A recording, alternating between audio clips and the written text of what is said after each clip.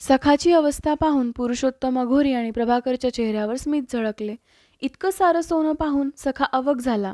आनंदाने आपण वेडे होणार की काय असं त्याला वाटू लागलं. इतक्या सोन्याचं काय करायचं? सोनं विकायचं कुठे? पहिले तर घर घ्यायचं. या कपड्यात सर्व धन घे. आणि हो, उचलताना गाठोडं पाठीवर नाही तर थेट डोक्यावर घ्यायचं. अघोरीच्या बोलण्याने सखाची तंद्री भंगली. त्याने पटापट सर्व सोनं अघोरीने दिलेल्या त्या केसरी कपड्यात टाकलं, गाठ मारली आणि गठोडं डोक्यावर घेतलं. अघोरीने पुढची सूचना दिली. सखा, तुझ्या नशिबात धन होतं. ते काढून द्यायची जबाबदारी माझ्यावर होती. मी तुला गुप्तधन काढून दिलं आहे. पण ध्यानात घे, कोणतंही गुप्तधन हे शापितच असतं. त्याचं कितीही शुद्धीकरण केलं तरी शापचा प्रभाव लगेच नष्ट होत नसतो. त्यामुळे लक्षपूर्वक ऐक. तुला धन मिळालं, पण त्याचा उपभोग तुला इतक्यात घेता येणार नाही. किमान 21 दिवस तुला वाट बघावी लागणार आहे. आता मी सांगतो ते ध्यान देऊन ऐक. कारण मी सांगितलेल्या विधीत थोडी जरी चूक झाली तर प्रकरण तुझ्या अंगलट येईल. तेव्हा सगळं नीट पार पडलं पाहिजे. सगळ्यात पहिले आता हे गाठोडं तू पुढचे 21 दिवस उघडून बघायचं नाही. तुझ्या घराच्या उत्तर भागात या धनाला जमिनीत पुरून ठेवायचं. तुला गुप्तधन मिळालं असल्याचं कुणालाही बोलायचं नाही. अगदी बायकोला सुद्धा सांगायचं नाही. मी तुला एक मंत्र सांगेन. दररोज रात्री बरोबर 12 वाजता तो मंत्र धन पुरलं त्या ठिकाणी जाऊन 108 वेळा पाठ करायचा. 21व्या दिवशी रात्री बरोबर 12 वाजता धन बाहेर काढायचं. तेव्हा त्या धनावरील शापाचा प्रभाव पूर्णपणे नष्ट झाला असेल. ध्यानात ठेव, यात जरा जरी चूक झाली तर सोन्याचे दगड होऊन जातील. अघोरीने सखाच्या कानात मंत्र सांगितला आणि तो निघून गेला. पुरुषोत्तमही त्याच्या मागोमाग गेला. प्रभाकर आणि सखाने धनाचं गाठोडं घरी आणलं.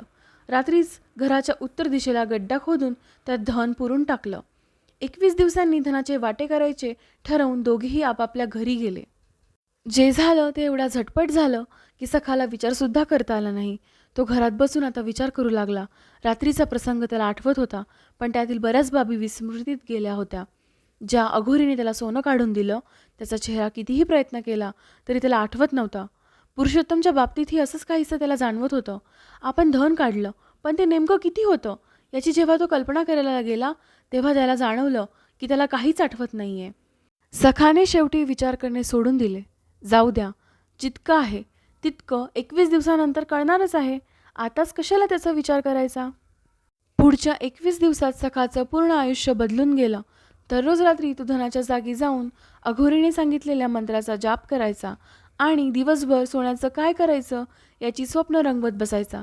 दिवस माळवायला आला की त्याची पावले आपसुकच बारकडे वळायची. त्याचं कुठल्याही कामात लक्ष नव्हतं. आता आपल्याला काम करायची गरज नाही ही त्याची पक्की धारणा झाली होती. एक एक करत 21 दिवस सरले. आज रात्री धन बाहेर काढण्याचा मुहूर्त होता. सखाला अचानक आठवलं की गेल्या 21 दिवसात प्रभाकर त्याला एकदाही भेटलेला नाही. आज धन काढायचा दिवस. आपला हिस्सा घेण्यासाठीही प्रभाकरने संपर्क केलेला नाही. त्याला या गोष्टीचं मोठं नवल वाटलं. मात्र त्याने त्यावर जास्त विचार केला नाही. येईल जेव्हा यायचं तेव्हा असा विचार करून त्याने तो विषय मनातून काढून टाकला. रात्री बरोबर 11 वाजता सखा घरातून बाहेर पडला. त्याची बायको मुलाला जवळ घेऊन गाढ झोपली होती. त्याने उशाला असलेली बॅटरी घेतली आणि दबक्या पावलांनी तो बाहेर आला. आवाज न होता त्याने दाराची कडी काढली आणि बाहेर येऊन परत दार बंद केले. धन काढण्यासाठी फावडे त्याने अगोदरच आणून ठेवलं होतं. एका हातात बॅटरी आणि दुसऱ्या हातात फावडं घेऊन तो घराच्या उत्तर दिशेला आला. बरोबर 12 वाजता त्याने धन उकरायला सुरुवात केली. 10 मिनिटातच त्याला ते गाठोडं सापडलं. उतावीळपणे त्याने गाठा सोडल्या, काही तोडल्या. गाठोडं मोकळं झालं. कापड दूर करून पाहताच सखाच्या छातीत एक जोरदार कळ आली. गाठोड्यात विटा आणि दगडं बांधलेली होती. सखाचे हातपाय थरथर कापू लागले. अघोरीने सांगितलेले सर्व विधी आपण अचूक पार पाडला. मग असं कसं झालं? सोनं कुठं गेलं? सखाचे मंत्र बोध झाले. त्याचं डोकं बधीर झालं. धन गेलं. जवळचे पैसे गेले. 5 लाख. आपण 5 लाखांनी फसवले गेलोय? पहिल्यांदाच सखाच्या मनात शंका निर्माण झाली. जसजशी घटनांची उकल तो आपल्या मनात करू लागला तसतशी फसवल्या गेल्याची भावना पक्की होऊ लागली. आपल्या पायावर धोंडा स्वतःच्याच हाताने पाडून घेतल्याने स्वतःवर चरफडण्याशिवाय आता दुसरा काहीच पर्याय त्याच्यासमोर नव्हता. पण हे झालं कसं? आपण आंब्याचं झाड बघितलं, स्वतःच्या हाताने सोनं काढलं, गाठोडं बांधलं. हे कसं शक्य आहे? रागाची एक सनक त्याच्या डोक्यात उठली. खाली पडलेलं फावडं उचललं आणि सखा प्रभाकरच्या घराकडे निघाला. इतक्या रात्री सखा आलेला पाहून प्रभाचा बाप बुचकळ्यात पडला. सखाने प्रभाकरबद्दल विचारताच प्रभा 20 दिवसांपूर्वीच मुंबईत काम शोधण्यासाठी गेला असल्याचे त्याला समजले. सखाचा धीर आता सुटू लागला होता. त्याने तडक पुरुषोत्तमच्या निवासाचा रस्ता धरला. सकाळी 4 वाजेच्या सुमारास सखा पुरुषोत्तमकडे पोहोचला, पण त्याच्या घराला मोठं कुलूप होतं. आता काय करावे सखाला काहीच उमजत नव्हते. धनाच्या लालसेत आपण जवळचा पैसा गमावला, डोक्यावर 3 लाखाचं कर्ज करून घेतलं. स्वतःच्या वेंधळेपणाला दोष देण्याशिवाय सखाजवळ काहीच पर्याय नव्हता. त्यातच आपल्याला सोनं दिसलं कसं? धनाचं तर आपण आपल्या हाताने गाठोडं बांधलं, मग त्याचे दगड कसे झाले? डोक्याचा भुगा व्हायची पाळी आली, पण सखाला कशाचाच उलगडा झाला नाही. रात्रभरच्या धावपळीने थकून भागून अखेर सखा घराच्या दिशेने वळला. एव्हाना दिवस उजाडला होता. कोवळं ऊन सर्वत्र पसरलं होतं. सकाळच्या प्रसन्न वातावरणाने सर्वत्र उत्साहाचं वातावरण पसरलं होतं. सखा गावाच्या वेशीपर्यंत पोहोचला. थकव्यामुळे चालणं असह्य झाल्याने जवळचा असलेल्या मंदिराच्या पायरीवर बसला. सकाळी सकाळी मंदिरात महाराजांचं प्रवचन सुरू होतं. माया बहुरूपी बहुरंग, माया ईश्वराचा संग, माया पाहता अभंग, अखीड वाटे. मायेच्या लक्षणाचं निरूपण करताना महाराज सांगत होते, माया ही सदैव दुग्गोच्चार असते, दृष्टीसमोर साकार असते. तिचा विस्तार चर्मचक्षूने पाहता येतो, परंतु जे दिसते ते सारे क्षणभंगुर असते, नाशिवंत असते. विवेकबुद्धीने पाहिले असता त्यातील फोल पण ध्यानी येतो. माया अनेक रूपात दिसते, आपण पाहू तितक्या रंगात आणि आकारात असते, त्यामुळे तिचे रूप असीम अमर्याद असते.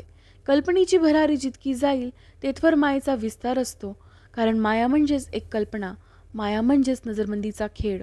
महाराजांची उपदेशवाणी सखाच्या हृदयापर्यंत जाऊन भिडली. त्याचा विवेक आता काम करू लागला. माया म्हणजेच नजरबंदीचा खेळ. त्याला आठवले, लहान असताना त्याने जत्रेत नजरबंदीचा खेळ बघितला होता. जादूगार माणसाचे तलवारीच्या साह्याने 2 तुकडे करायचा, टोपीतून नोटांची बरसात करायचा, खिशातून कोंबडा काढायचा, 6 फुटाचा माणूस क्षणात अदृश्य करायचा. हे कसं शक्य आहे? सखाच्या बालमनाला प्रश्न पडला होता. त्याची आजी म्हणाली होती, हा सगळा नजरबंदीचा खेळ. तुमची नजर काही काळ ताब्यात घेतली की तुम्हाला हवा तो भास करवता येतो.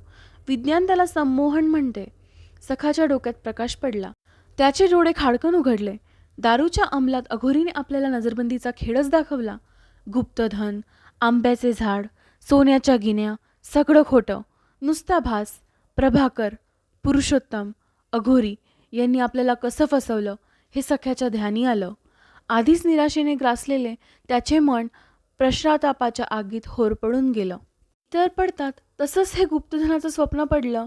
मूर्खासारखं आपण ते प्रभाकरला सांगितले आणि वेंधळासारखं त्याच्या बोलण्यावर विश्वास ठेवला. नुसता विश्वास ठेवला नाही तर धनाच्या लालचेपोटी 5 लाखाची रक्कम गमावली.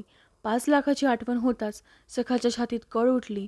त्याच्या डोळ्याच्या कडा ओल्या झाल्या. पण करणार काय? आता वेळ निघून गेली होती.